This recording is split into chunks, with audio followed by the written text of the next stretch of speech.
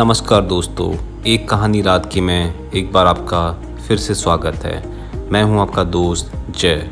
दोस्तों, आज एक बार फिर से हम बात करेंगे टाइम ट्रैवल की घटित सच्ची घटनाओं पर, जिस पे अध्ययन आज भी चल रहा है। वैसे तो दुनिया में रहस्यमय खबरों की कोई कमी नहीं है, पूरी दुनिया रहस्यों से भरी पड़ी है, पर कुछ रहस्य ऐसे भी हैं जिनको समझ पाना असंभव ही लगता है।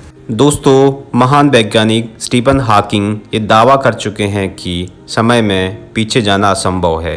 साइंस और तकनीक के बेहतर होने के साथ ही ये तो शायद संभव है कि भविष्य की यात्रा को नामुमकिन से मुमकिन बनाया जा सकता है, लेकिन मानव के लिए भूतकाल की सैर या कहें कि बीते हुए कल में टाइम ट्रैवल कम से कम अभी तक तो असंभव सा बना हुआ है। हम आज आपको एक ऐसी ही कहानी के बारे में बताने जा रहे हैं जिसे जानकर आप हैरान हो जाएंगे। दरअसल आज से 66 साल पहले एक ऐसी ही रहस्यमयी घटना जापान के एक एयरपोर्ट पर घटी थी जो आज भी एक अनसुलझी पहेली की तरह है। जापान के एक एयरपोर्ट पर एक रहस्यमयी शख्स आ गया था जो खुद को एक ऐसे देश का नागरिक बता रहा था जो असल में धरती पर कहीं है ही नहीं। इतना ही नहीं, एक बंद कमरे से वो अचानक गायब भी हो जाता है, जिसके बाद वो आज तक कभी नहीं दिखा। यह घटना 1954 की है दोस्तों। दोपहर के 12:30 बज रहे थे। एक यूरोपीय विमान टोक्यो के हैनेडा हवाई अड्डे पर लैंड करता है। विमान में सवार सभी यात्री नीचे उतरे और चेकआउट काउंटर की तरफ गए। वहां बैठे अधिकारी सभी यात्रियों के पासपोर्ट की जांच कर रहे थे। तभी उन्हें एक ऐसा यात्री मिला जिसके पासपोर्ट को देखकर सब लोग हैरान हो गए। यात्री के पासपोर्ट पर टोरेट नाम के एक देश का नाम लिखा हुआ था। जांच कर रहे अधिकारियों ने इससे पहले कभी ऐसे किसी देश का नाम नहीं सुना था। उन्हें वो यात्री काफ़ी संदिग्ध लगा, इसलिए उन्होंने इसकी सूचना अपने बड़े अधिकारियों को दी। उसके बाद उस यात्री को पूछताछ के लिए एक अलग कमरे में ले जाया गया। अधिकारियों ने सबसे पहले उससे जापान आने का कारण पूछा।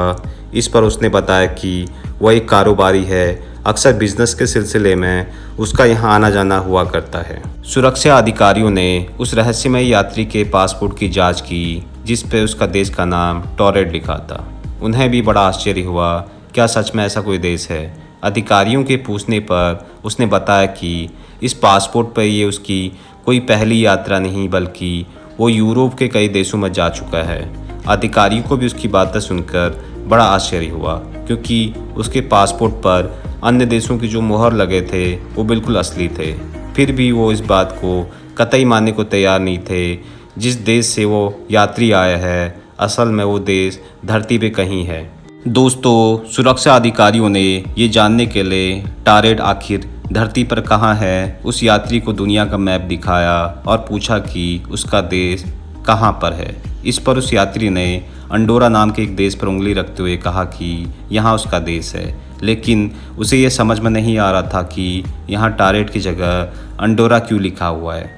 यह देखकर अधिकारियों को और भी ज़्यादा हैरान हो गए कि आखिर ये शख्स खुद को एक काल्पनिक देश का क्यों बता रहा है, लेकिन उसके पासपोर्ट, वीज़ा और अन्य दस्तावेजों को देखकर लग रहा था कि वो यात्री सच बोल रहा है। अब वो रहस्यमय यात्री सच बोल रहा है या झूठ, ये जानने का एक ही उपाय था, और ये कि वो कारोबार के सिलसिले में किससे मिलने आया था। अधिकारियों के पूछने पर उस कंपनी का नाम बताया जहां उसे जाना था, साथ में उस होटल का भी बताया जहां उसे ठहरना था।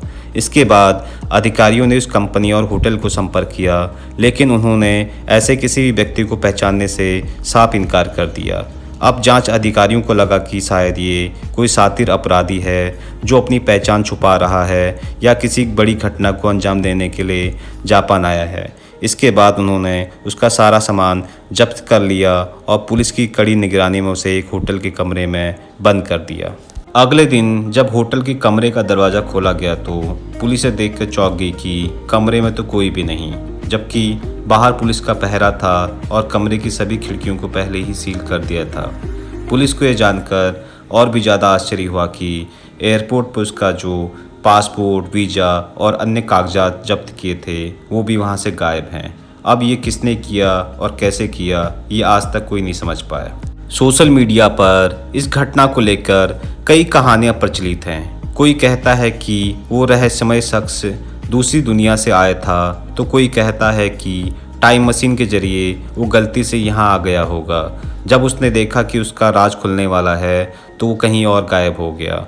अब ये क्या सच है क्या झूठ, ये कोई नहीं जानता दोस्तों, लेकिन इस रहस्यमय घटना की कई किताबें ज़रूर लिखी जा चुकी हैं, जिनमें से एक डायरेक्टरी ऑफ पॉसिबिलिटीज़ के नाम से है। ये थी दोस्तों जापान के एक रहस्यमय यात्री की अनसुनी पहेली। ऐसी ही और भी कहानियाँ किस्से मैं आपके बीच फिर जल्दी लेके आऊँगा। तब तक के लिए दीजिए इजाज़त। अपने दोस्त को जल्द मिलते हैं एक कहानी रात की में जय के साथ। गुड नाइट, शुभ रात्रि, शब्बा खैर, टेक केयर।